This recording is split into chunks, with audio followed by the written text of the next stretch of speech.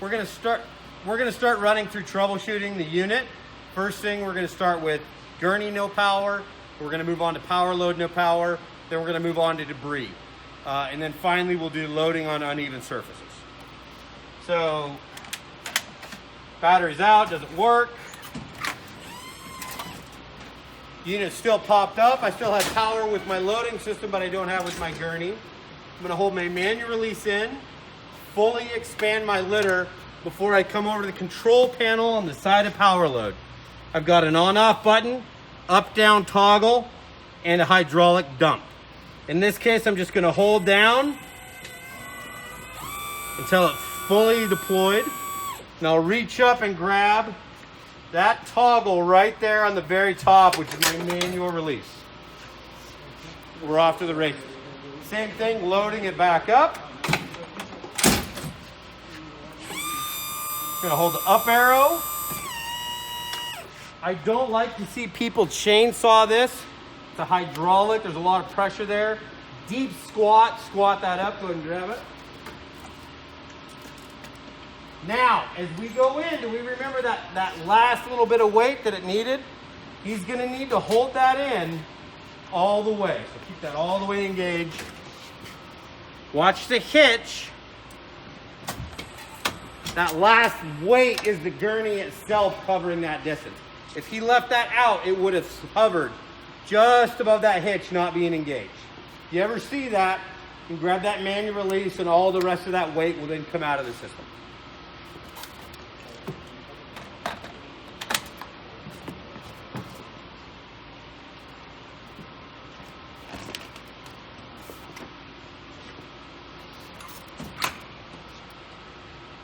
Audible visual clue, no power, no jump.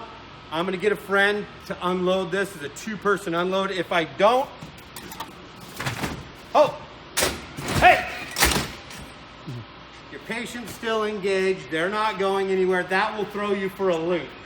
I try not to get going too fast in and out, because the day that catches you, you're gonna get caught off guard. So always come slow in and out, looking for it to make the sound that it normally does. At this point, we'll go ahead and deploy our system, but I had a charged hydraulic when that died. You take it to a shop, sits at the shop for 3 weeks, it has no power, you then try and redeploy it. It might have enough power for that first call, but it might not have enough time to power up for the next one. That's where this hydraulic button comes into play. It's not like any button you'll ever press. There's a box valve in there you have to open, so you make a tool with your thumb and your index finger.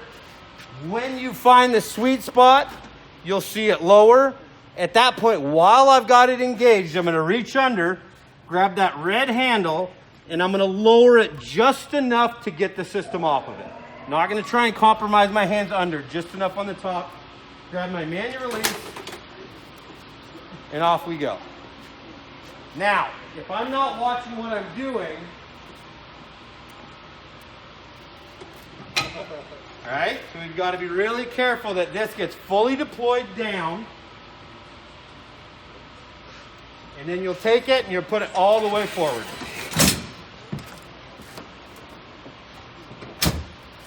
Could one of you open my side door real quick? It'll turn that light back on. Thank you.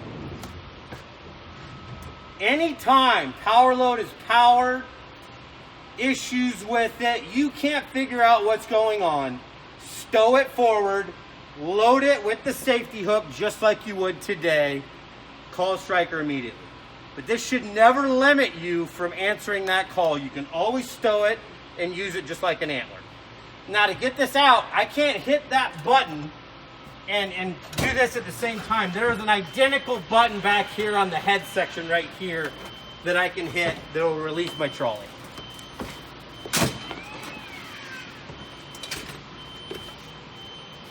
Questions on that? Okay, the final one is going to be debris. It does a great job of expelling debris, rocks, you name it. I'll tell you some crazy stories of stuff we found under them. They work really well. However, there are a couple areas you want to make sure stay clean. This roller pin right there, it is critical that is allowed to move. If you've got an IV cap, plastic piece of a restraint, anything logged in there, the device is going to come out and it's going to stop there. Okay, well that's the reason these two triggers are red. Well, that's not what it's going to look like. You're going to have a patient and a gurney on top of that, so it's not going to be the easiest thing to remember. I then have to come under, this hitch has to open. So using my finger, I've got to push under that as a counterweight to then pop my gurney off and take it off, figure out what debris was slowing me down, put it back in. It's okay if you can't figure it out. Again, it's an okay to, hey, let's call Stryker. I don't know what's going on. It's not sounding right. It's not acting right. We will help you walk through a lot of those things. How do you clean that? You would decon it the same way you would, you could power wash this device. It's completely sealed. Decon it the same way you would your gurney. But You oil it? Yeah, is there like a service? we will come out at once a year, right, and do some of that on the hydraulic, just the same way we do on your gurneys. Okay? All right. Thanks, Ben.